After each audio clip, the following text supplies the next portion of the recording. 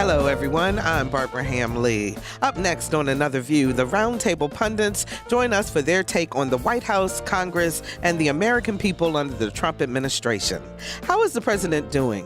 Is disruption what this country needs right now?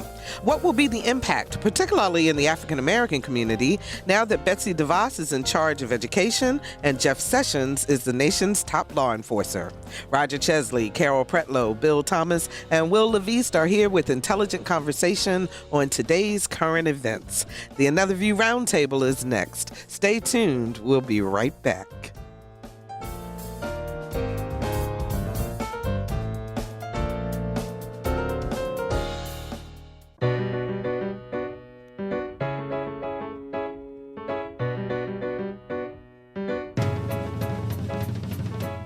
Discussing today's topics from an African-American perspective, this is Another View. Hi there, everyone, and welcome to Another View. I'm Barbara Ham-Lee. Before we get started with the Another View Roundtable, let me remind you of our upcoming Race Let's Talk About It Town Hall. It's Tuesday, November the 21st at 6:30 at the Fort Monroe Theater.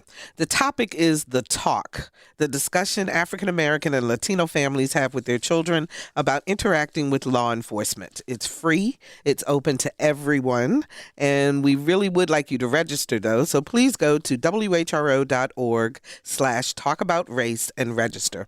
There is no charge. Please come out and join us. It's going to be a great conversation. We're having law enforcement representatives from all over the Hampton Roads region, as well as our experts that join us each time for the town hall. But the conversation is about you, the audience, because we listen to what you have to say about the topic. So make sure you come and join us. That's November the 21st, Tuesday, November the 21st, 6:30 at Fort Monroe Theater.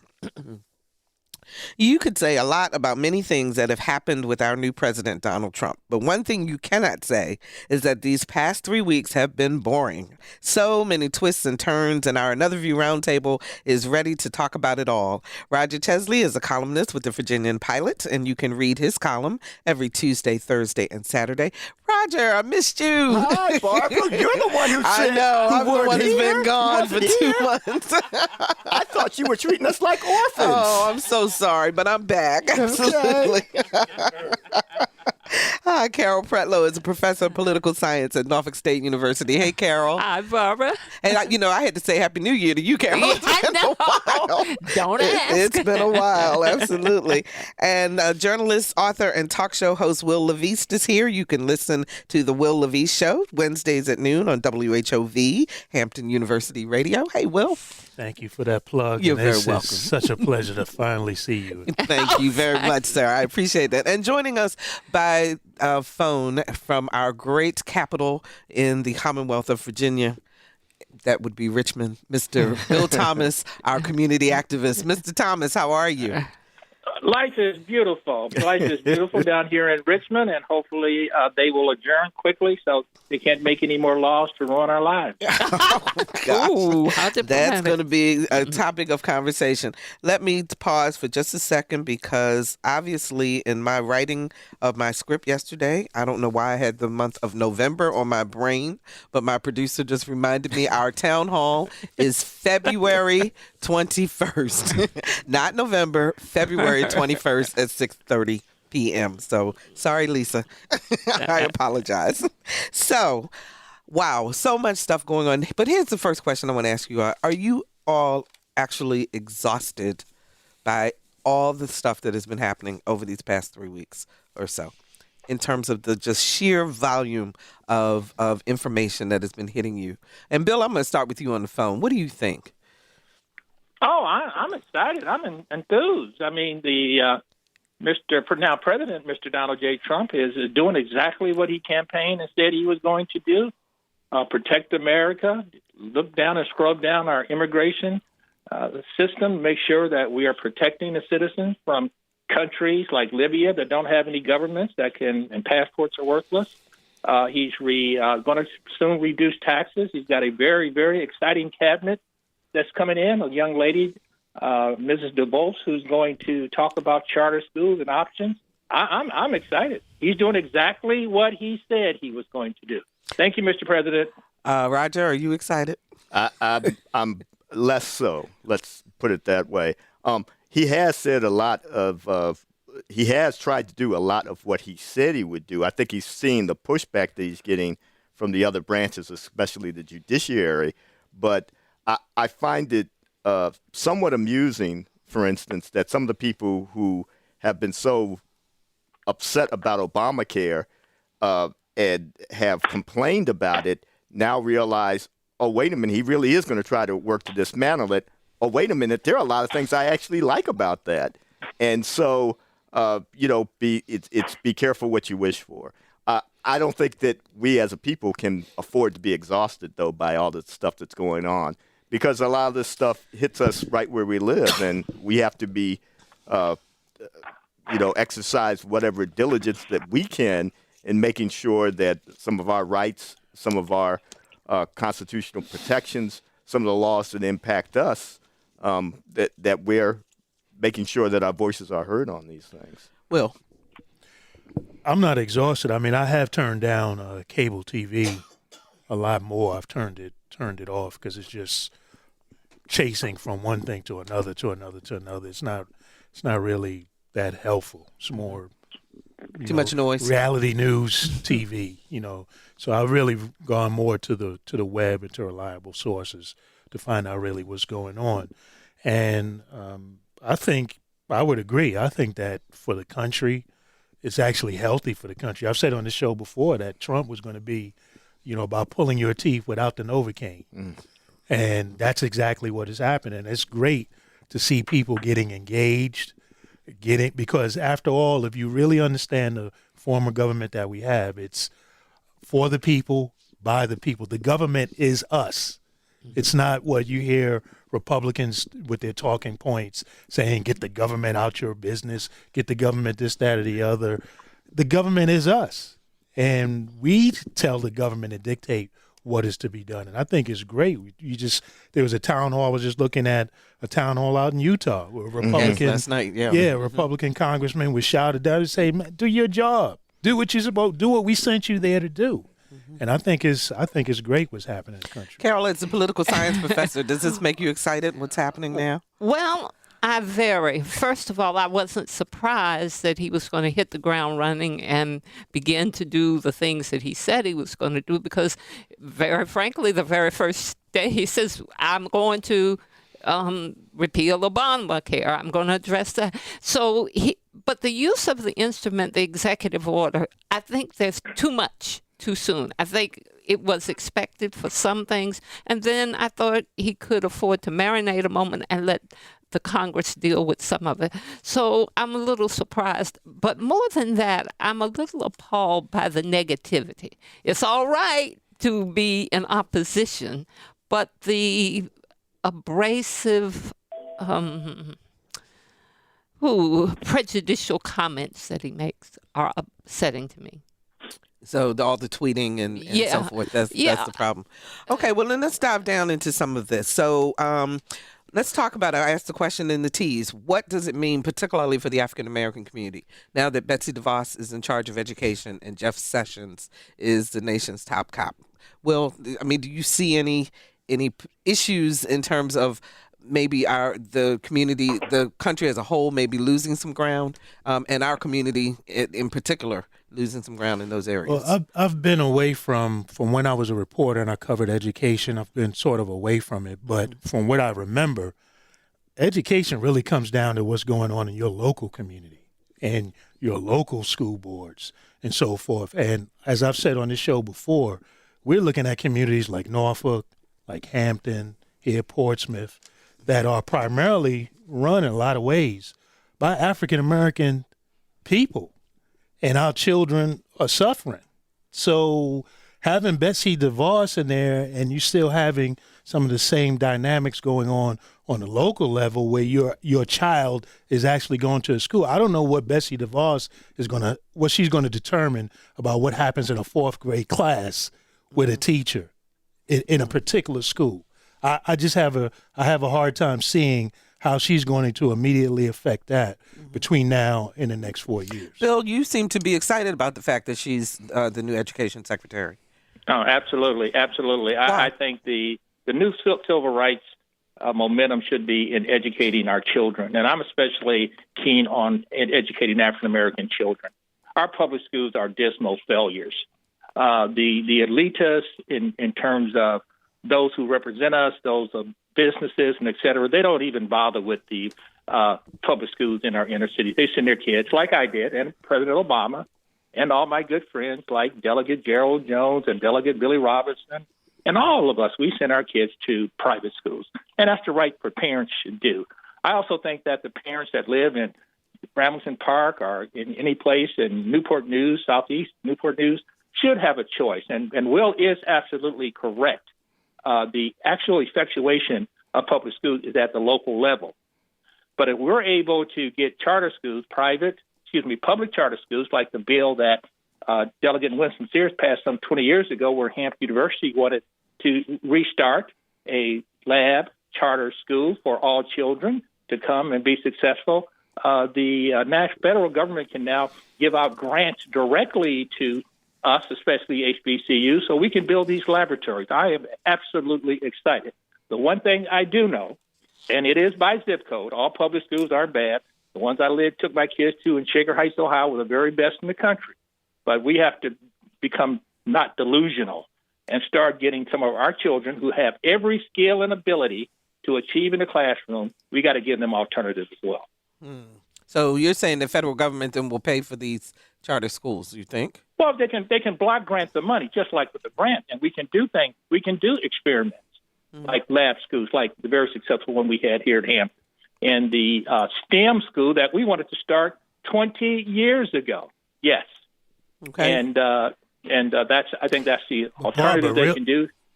But Barbara, realize something that you just heard him say. He said Delegate Gerald Jones sent his kid to a private school while he was a delegate, while he was in the General Assembly. So part of the dynamics that I'm talking about are people who are in position to impact potentially your local school not being fully committed to the local school as far as having skin in the game. I had my children in public school, and I was engaged in their education and going through the struggles and all of that go on with the dynamics from the administrators to the unions to all of that. So if Betsy DeVos is going to, from her bully pulpit, get parents to be engaged, be part of that three-legged stool, and get engaged and put the pressure on to make your public officials respond to your needs, then that's a great thing. But people who are don't have a full skin in the game, making decisions about your children as they send their children to private schools and then try to get public money to support their private interests? Hang on, Bill. Hang on 1 second. Because, Roger, isn't that one of the points? So they said that she's never even had any experience in public education. If you were going to pick a worse person to run the education department, you'd have to go a long way to find somebody worse than the person who was just confirmed, who needed the vice president. The first time we've needed the vice president to have a tie-breaking vote for a confirmation. Look, she has made no mystery, has made it clear she does not like public schools. And hey, you want to do some type of experiments with charters and vouchers, fine, but not at the expense of the public schools. Not everybody can afford, to have that option.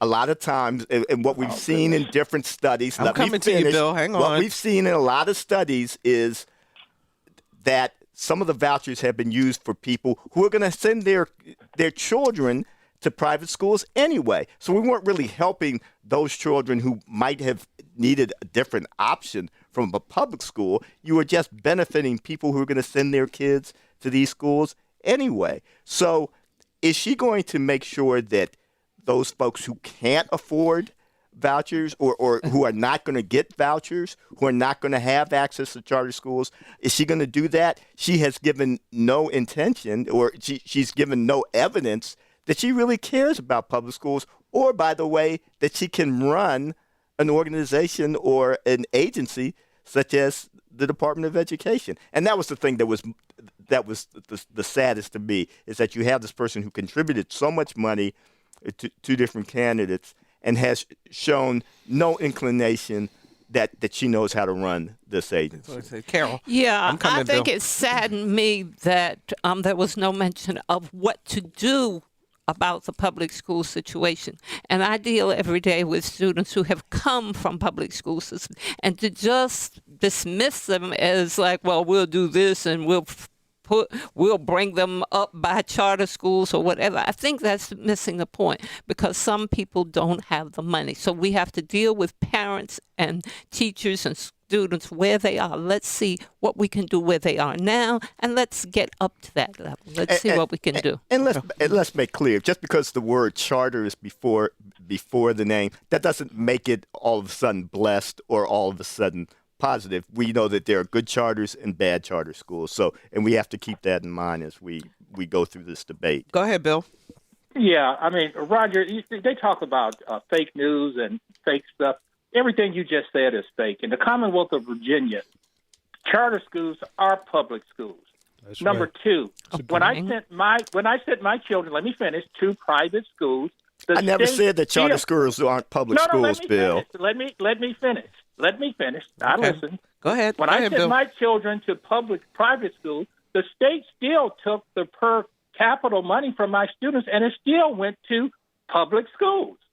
The other thing is what we're talking about doing is not so much it's by zip code. In my zip code 23435, which is the seventh most wealthiest zip code in Hampton Roads, everybody pretty much send their kids to private schools. But down the road 3 miles in Suffolk, those kids are in public schools. Those are the kids that the legislation is going to be aimed at. I'm so sick and tired when you look at the record in the Virginia-Pilot, and some years back, the city of Norfolk only graduated 16 African-American males with a B average. You can look at the rate where these kids are marching out of these high schools with can't read, can't write, some are in the bad zip codes, and with zero marketable skills. That's why these kids are out in the school. And so you're saying and go ahead.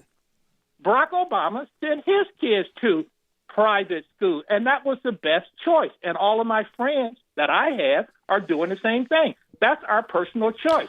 Our money is still going to the public schools, as it will be in Virginia. The Virginia law specifically says it is a private public school that's going to be trying to educate these people and stop being people. I love Roger to death, who sent his kids to a Catholic charter school that are delusional. Wasn't a charter school.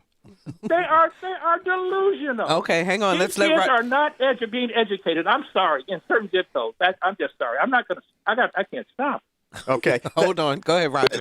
Let me be clear, and I don't appreciate appropriating Donald Trump on this. He said a lot of lies, and his attack on the media is basically just to get people off his shortcomings. So that's the first thing. Second, yeah, I sent my kids to Catholic schools, but I didn't ask for any voucher money while I was doing it. We could afford to send them to Catholic schools. And let's not forget what the end game in a lot of this is. It's a destruction of the public school system by some very ideologues in Washington and around the country. They would just as soon not educate your black child, your brown child, your poor child. They don't really care about them. I have no illusion that some of them would just as soon get rid of public education for all. So, yeah, does the public schools, does the system have some problems? Of course.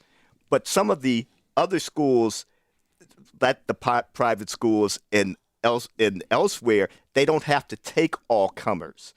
So let's be clear on what this is a move away from, and let's be clear on whose kids are going to be hurt the most by this shift away from the public school system. Go ahead. And if you were listening to Bill carefully, perhaps he put his finger on what this is really all about. He said he sent his children to private schools, but the state was Took still money. appropriating funds. So maybe that's a big part of what this is all about. Why, if I'm spending money to send my child to private school and the state is still appropriating those funds or something, why not allow me to be able to state, you just pay for the private charter school or public charter school, and I don't have to come out of my pocket and pay the $30,000 or $40,000 a year tuition. Maybe that's what this is about. Or else, why not just spend the energies, to Roger's point, on correcting the public schools? The public schools that are there. Let's talk to Sherry in Norfolk. Hi, Sherry. You're on the air. You just took the words out of my mouth. I think the Trump administration reminds me of the Wile E. Coyote syndrome, where he buys the rocket and he rides the rocket and it misses the guy. So then he goes and gets a cannon. And instead of learning how to adjust the rocket's aim so that it hits the target. And the same way with schools, we want to just, public schools suck, so forget them. We're going to go a different way. And I say put the money, correct the institutions that we have in this country, not throw them out. It's like Obamacare. You know, Republicans are like, repeal, get rid of it. Well, now they're finding out they can't do that. But the point is, repair and fix the parts of Obamacare that aren't working. Don't just scrap the whole thing. All right. And it's the bully pulpit of Trump. I absolutely hate it. I hate that seems like everything that he does comes with a threat. I want you to do this or else. I want this country to do this or else. And I just hate that bully approach.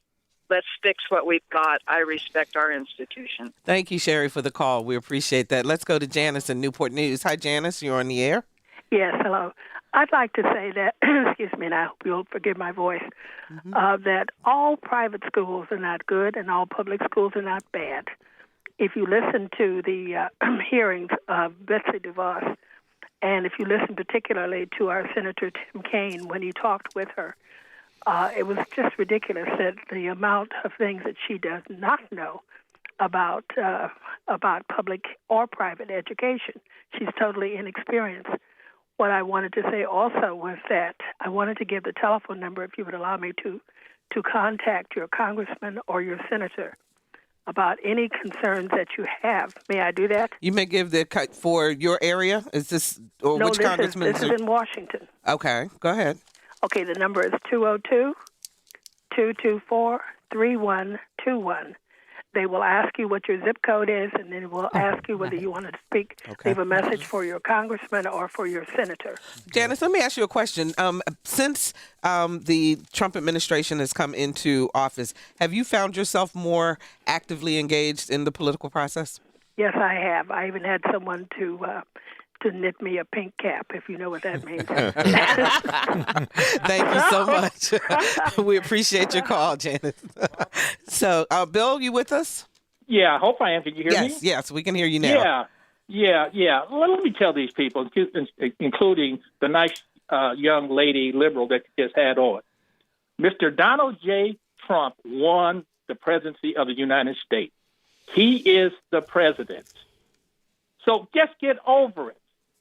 Get over it. If you want to talk about local things to do, if you want to think about what we can do to help our brothers and sisters that are hurting, and unfortunately, the majority in our inner city communities are hurting, you can talk about the new Secretary of Education. But what Roger and his people won't say is that he gave the city of Newark tens of millions of dollars and convinced her friends to give up hundreds of millions of dollars to service those kids who are not being educated in these bad zip codes. Of course, if I live out in the Richmond suburbs or in Virginia Beach and I go to those schools, I'm going to be doing fine. My children did fine at Shaker Heights High School, which was right across the street from Cleveland. But the point is, we can't keep doing the same thing. Our children aren't learning technical skills. They aren't working. We're importing people from all over the world to take the jobs of our children, our black children especially, who can't get a job. This is crazy. Okay, hang on 1 second. Go ahead, Roger. I'll let you respond. I think I have this right, Bill, but, for for the money that she has put into whatever districts that's very good. But she also fought, as I recall, having certain accountability standards applied to some of the schools in Michigan. I do believe I read that correctly, and I apologize if that is incorrect. We understand that Trump won the Electoral College, even though he had 3 million fewer votes. We understand that. The question is, oh Lord, Lord. No, don't talk to the Lord about what I just said, because that wasn't fake news. Lord. That wasn't fake news right there, Bill. But the question is, as he's going forward, he has shown no desire to reach out to some of the people who didn't vote for him. He is trying to come into office and has tried to rule as an emperor. So, yeah, there's going to be the pushback on that. Yeah, there's going to be questions about whether he's using his powers correctly or not. He's already been smacked down by the federal court, the Ninth Circuit Court of Appeals, for the executive order on immigrants. So, yeah, that's what we're doing. We understand he's the president. We just want to make sure he's doing it in the right way. If you're just joining us, we're talking about current affairs with the Another View Roundtable. Roger Chesley, columnist with the Virginian-Pilot, Carol Pretlow, political science professor with NSU, community activist Bill Thomas, and journalist, author, and talk show host Wil LaVeist. Let me move us on to the other more controversial confirmation that happened this week, and that's Jeff Sessions as the head of the Justice Department. Thoughts? Don't everybody speak at once, Roger. I just think this is a sad day for folks in terms of voting rights, in terms of whether we're going to see the same accountability and oversight of police departments as we've seen over the past few years. There have been some egregious problems with the way some of the police departments around the country have treated individuals in their own communities, sometimes in brutality, sometimes using them as an extra source of revenue for the cities. And I think there's going to be a pullback under the current administration on those particular areas. I think there's going to be also less desire to go after states where voting rights are a problem. And I just think that no matter how nice Sessions is to some of his fellow senators, I think that's going to be an attitude that's going to be emanating from the Justice Department. Well, there are a lot of cities that are under. Baltimore just came under a order from the Justice Department in terms of its police department. There, a lot of major cities that are under those consent decrees. And do you think that they'll pull those back, or what do you think in terms of Sessions? I think if they were to be pulled back, that the people are so much awake and enlightened now and paying attention that it would not be able to go back and be able to pull back. And really? You really believe that? And I believe, like I said earlier at the top of the show, that I think that what is happening is healthy for the country. I'm not making a judgment on whether it's good or it's bad. I'm not into the good or bad of it.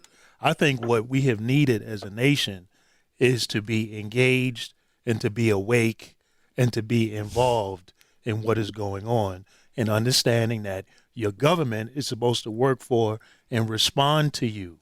It's not, it's not the government is doing this to me. It's no, if you don't like what is going on in the General Assembly, you go and you approach the General Assembly. If you don't like how people are voting, how they're behaving, you vote them out. In our last presidential election, right? What was the voter turnout? Less than 25% or some abysmal number?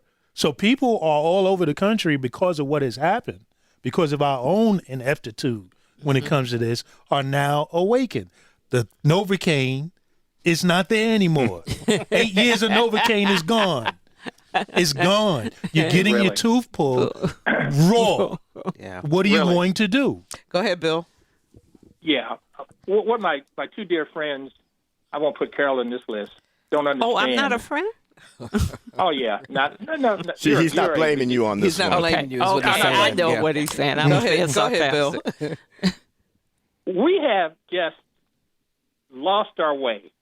First of all, I do agree with what Will just said. But the problem is it's individual responsibility. I keep hearing something talking about voter repression and suppression and all those kinds of things. Who stopped black folks from going out and voting the last presidential election? In our local elections, 10, 15% of the people show up. How many parents are for part of the PTAs in our public schools? These issues are not going to be solved in Washington, D.C. by new laws, by trying to get some of these lower courts all loaded up with these liberal judges who are now trying to legislate our government from the bench. People are sick and tired of it, and the polls are telling us that. Will is right. This is a good time for Americans to start stepping up. But lastly, I understand my priorities. My priority is to take care of myself, my family, and my community, my neighborhood first. I don't want America going out there in foreign lands, bringing in people who are not suffering as bad as the people are suffering in Southeast End, Newport News, according to the Daily Press paper, or in Norfolk, according to the splendid article that just written by the nice gentleman the other couple of days ago. That's what I'm saying. People are tired of it. We have too much government. But, here's what Bill is missing, is that people within his own party are rising up against the very partisanship and talking points that he and others espouse. People in his own party. That's why I'm saying this is healthy. It's not about, for me, it's not about being on the left and being on the right. I'm tired and done with all of that. It's really about having this government respond to you in what you want. If you really listen to Trump voters and what they talking about, what they want in terms of health care, do you know, if you really carefully listen to what they're talking about is Medicare for all? Do you know that? But the talking points, because what they want is they want affordable health care that I got access to, I can pay for, and know that it's there when I need it. Well, you ask anybody that's over 65, what will they tell you? That's what I have. So what you're saying is, but his talking points will say, oh, let them sell health care across states. How are you going to sell health care across states if different states have different rules about what they're going to cover? How would somewhere in Florida, where a lot of your people are older and seniors, how's a company from Florida going to sell health care in West Virginia, where they have more issues with coal and cancer? How are they going to compete when each 50 states is going to have different issues? That's foolishness. And what people are doing, and they're right. I'm not over-exaggerating. I listen to it. I listen to the arguments. Hang on, Bill. I'm listening to the arguments, and then I'll let you talk. And that's what people are rising up against. They're saying, cut the foolishness. We're tired of the talking points. And it's happening on both sides. Absolutely. That's what's healthy. Our phones are lit up. Let's talk to Kevin in Virginia Beach. Hi, Kevin. You're on the air. Thank you. This is Kevin Martin. I'm an attorney in Virginia Beach, and I got to tell you, I'm appalled to hear anybody suggest that all the citizens out there should just blindly agree with Trump because he got elected and everybody else ought to get over it. Sanity is returned. Participatory style of government. We expect the citizens to participate, give feedback, speak out, and that's what we're going to do. And to say that we should just accept what Trump is doing is ridiculous. The other thing I'll say is this. I'm tired of people talking about liberal judges. A good judge is someone who protects our individual liberties and knows what the Bill of Rights is all about. And to cast them as, well, you're trying to legislate from the bench is absolutely ridiculous. You know, when you talk about why it is that this last election happened, it's because some people ran to the most selfish base they could find and convinced Americans that selfishness is now good, that that's where we are as a nation. I hope we are better than that. And I hope that my fellow Americans speak out and demand justice. And we're not going to sit here and just listen to everything that Trump says and Trump supporters. We're going to talk. We're going to fight for our rights. And we're going to fight for each other's rights. That's what it means to be an American. Okay. Thank you, Kevin. We appreciate that call. Robert joins us from Kilmarnock. How are you, Robert? Well, thank you. Good. What's your question or comment? I just wanted to know more about what Mike Pence's views on these topics would be, since he will be our next president in order. Yeah, after Trump gets tired and says, I'm done, I'm going to Mar-a-Lago. Well, you know, it's really actually, you bring up that point, Robert, but there is a big article in Politico this morning, and the headline reads, Trump vexed by challenges and scale of government. And the subheadline says the new president's allies say he has been surprised that government can't be run like his business. Will. I would tell the caller, because I work for an agency out of Indiana, go and study the government in Indiana and Mike Pence's Indiana, how his governorship operated. Mm-hmm. And that will give you a good sense of what he's going to come with in terms of being the next president. Because, again, he represents that kind of ideologue, that kind of mindset of this is how we think things should be, regardless to what is best for the entire country and the diversity that exists in this country. Go study him. It's all right there on the internet. Go study it. Go get yourself educated and get ready, because he's right. He's coming. Thank you, Robert, for the call. We appreciate that. Carol, what do you think you watched this from an academic perspective. What do you think? Well, from an academic perspective, of course, I'm looking at it from the bottom up, and I'm thinking of more engagement, more participation, more information, and very proud to say that at Norfolk State, I met with a group of students yesterday who were talking about, okay, we got Trump. It's no need fussing and complaining about it. What is the next step for us? We've got developed. What is the next step for us? Let's start at a small level and move throughout the community.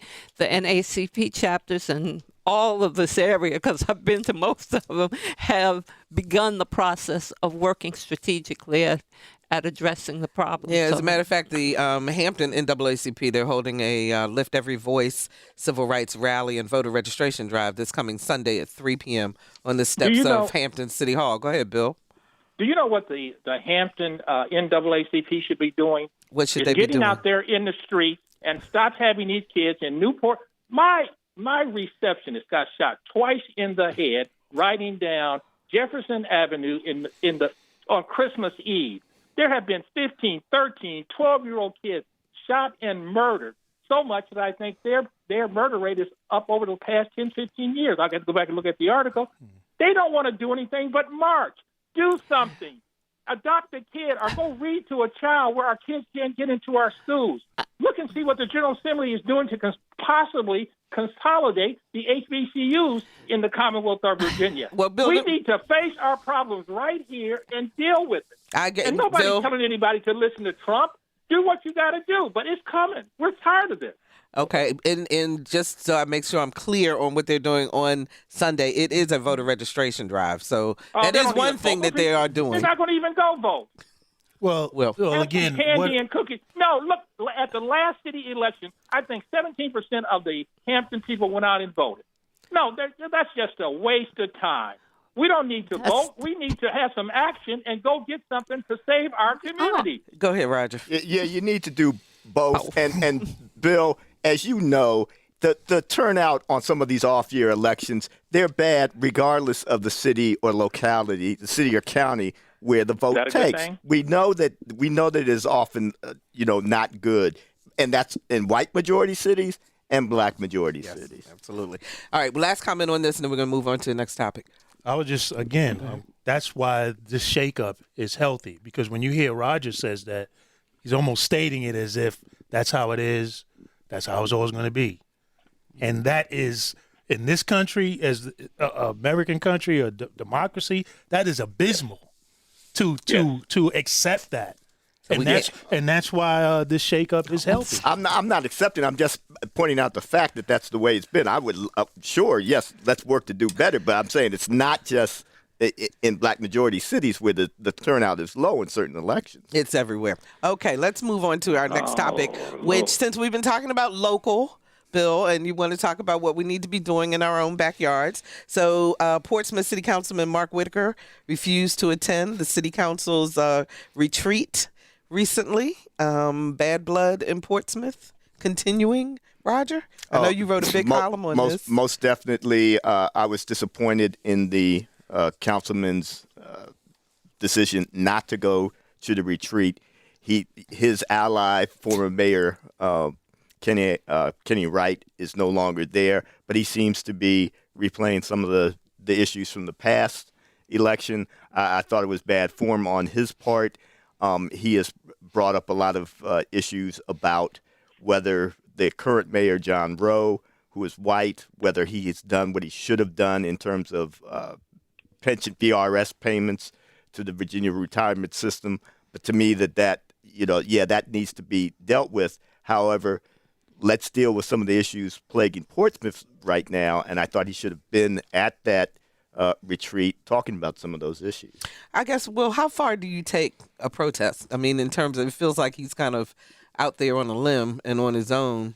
But if the whole idea, as we've been talking about from the national perspective, to bring people together, then clearly shouldn't this is it effective for a lone council person to be out there protesting in this way, or should he be spending more of his time, since he was elected by the people, taking care of the people's business? I don't know him, but it depends on what his motives are. And what I know from covering politics, that style, that maneuver right there is a typical old school move if you're trying to position yourself to be able to run and become mayor.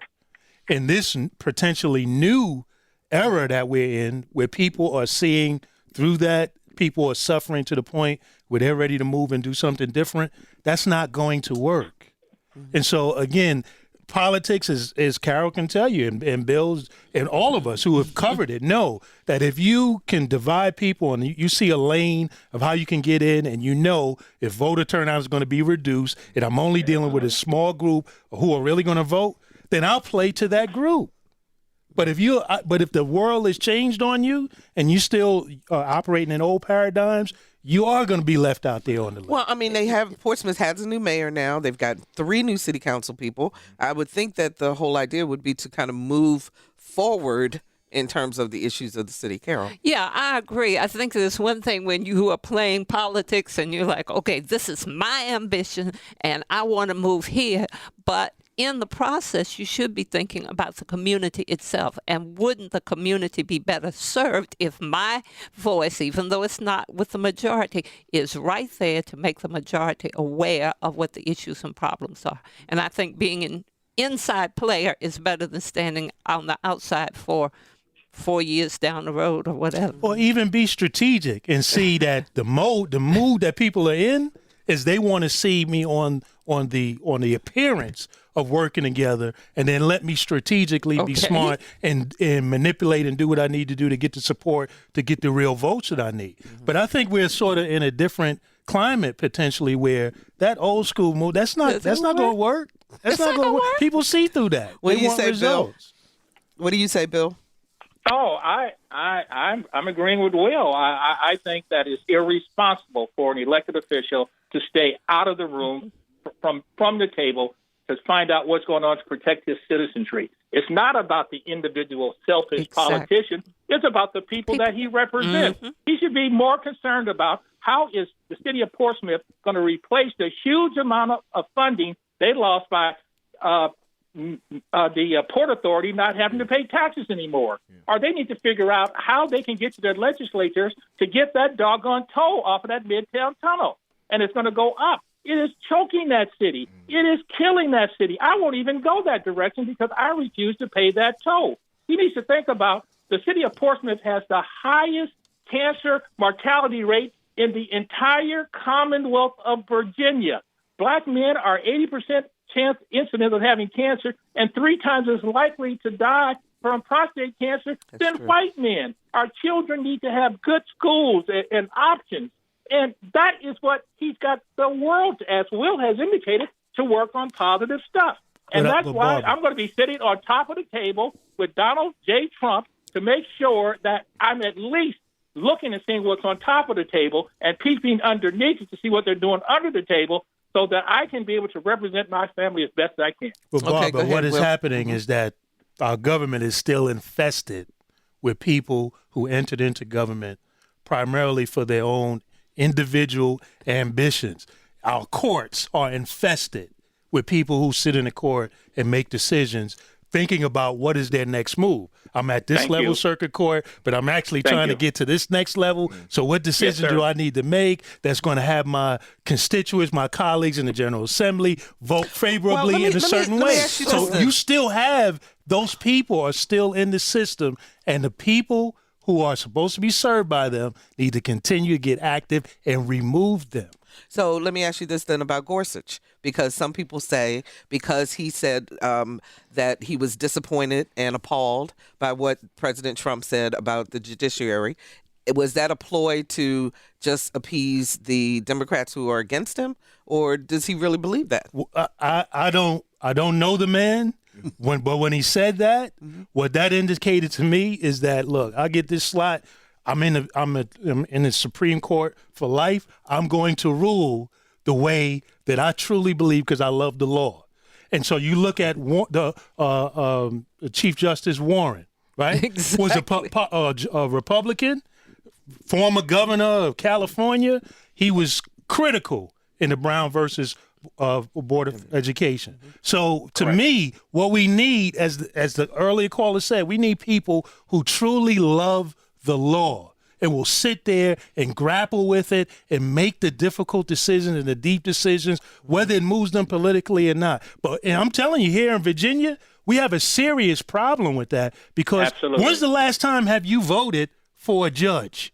We don't vote for judges. They're all appointed. They never face a vote of the people. And they sit up there as little gods and they make decisions that they're thinking about what's their next move. How are they going to get to the next level? Roger?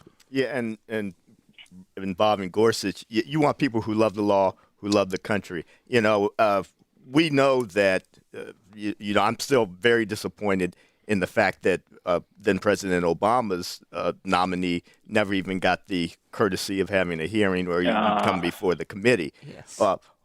But we know that the current, he's going to be confirmed. Gorsuch is going to be confirmed eventually. But I want people who take a look at the law and not conservative, not liberal, do what they're supposed to do. I often hear conservatives say, well, that liberal jurist, he was an activist, and vice versa. So the question is, forget about that. Are they following the law? And, are they doing what's best for the country? Quick to Roger's point, I disagree with a lot of the decisions that the late Scalia made. But when you watch his interviews, when you read his stuff, that man loved the law. Yeah. He loved the law. That's all I want. We have less than 5 minutes. I want to play something, and that. Go ahead, Bill. I just want to say this very, very quickly. Mm-hmm. My priorities is very, very simple in the later stages of my life.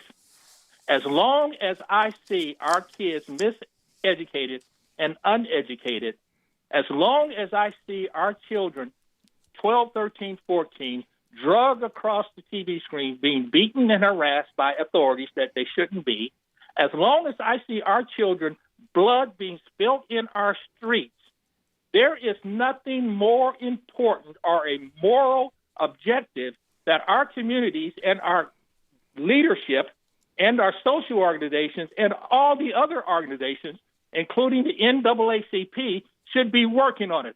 And we need to fix this, and we can. And I don't apologize for anybody for trying to protect the lives of our children who are being slaughtered on our streets in a carnage, as President O has said. Okay, Roger. I do want to say, Bill, I think sometimes your comments, against the NAACP and other civil rights organizations, yes, we should be working on things in a holistic fashion. But it's not just for the NAACP to have to deal with all the pathologies of our people.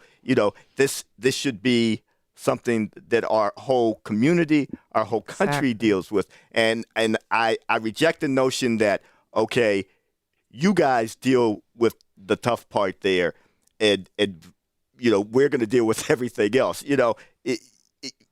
Some of the reasons why we're in the conditions that we are in these days are not because of what we did. It's because of some of the things that we were banned from or we could not get access to. So we all have a say. We all have responsibility for for how our whole country moves forward. I want to get one call in very, very quickly. Barbara joins us from Eastern Shore. Barbara, we only have just a few minutes, so what's your point? Okay, I just wanted to make some points. Mm-hmm. It's been a very, very lively roundtable today.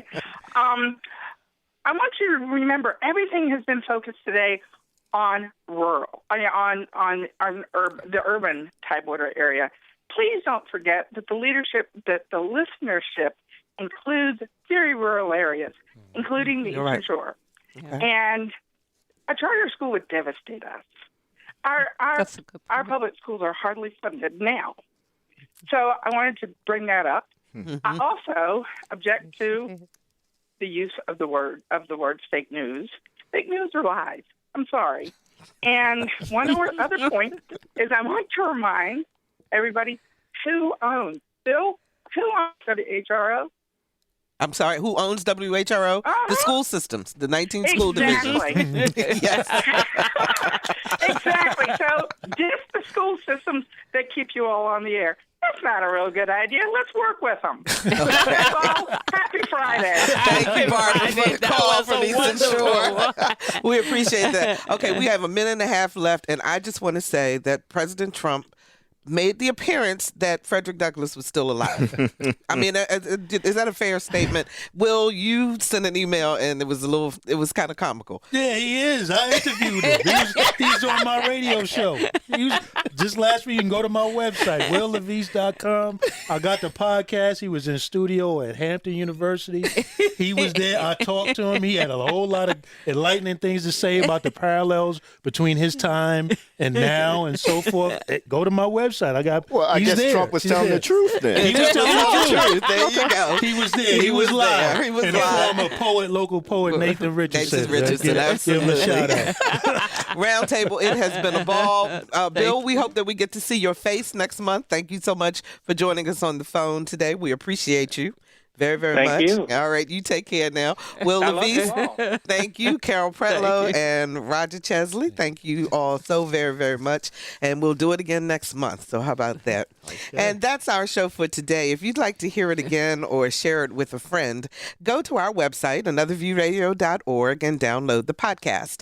We're on Facebook, so like us, and I'm on Twitter at Barbara Ham Lee. And in case you missed the top of the show, let me encourage you to attend our next Race Let's Talk About It Town Hall. It's Tuesday, February 21st at 6:30 at the Fort Monroe Theater in Hampton. The topic is the talk, the conversation minority families have with their children about interacting with police. It's free. It's open to everyone, but we'd love for you to register. So please go to whro.org/talkaboutrace and sign up for it. Next time on Another View, we'll start the conversation about the talk with community advocate and author Dwayne Bryant, who has been on the front lines of Chicago working with young people to be peacemakers within their community. His book is called The Stop: Improving Police and Community Relations. So be sure to tune in next week. Our theme music was composed and performed by Jay Sennett. Lisa Godley is our show producer. Victor Bowen is our engineer. And Lisa, talk to me in my ear. What's the interns' names for today? Jada Baden answered our phones. I'm Barbara Ham Lee. Thanks, everyone, so much for listening to Another View.